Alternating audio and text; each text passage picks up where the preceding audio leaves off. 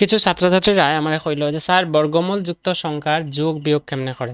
যেমন দেখো √2 plus √2, √2 minus √2 কত হইব, 2 √2 প্লাস 2 √2 কত হইব, 2 √3 মাইনাস 2 √2 কত হইব, আর √5 প্লাস 3 √5 কত হইব। এটা জানার লাগি অনেকের মাথা বেদনা যে যোগ বিয়োগ কিভাবে করে। এটা আমি আনসার হইয়া দিয়ে দেখো √2 প্লাস √2 হইব গিয়া 2 √2, ঠিক আছে ক্লিয়ার। √2 মাইনাস √2 তো প্লাস √2 মাইনাস √2 ক্যান্সেল, আনসার আইব 0। তারপরে এখানে √2 দুইটা, এখানে √2 দুইটা, তো 2 আর 2 4 হইব 4 √2। ক্লিয়ার বুঝছে তখন?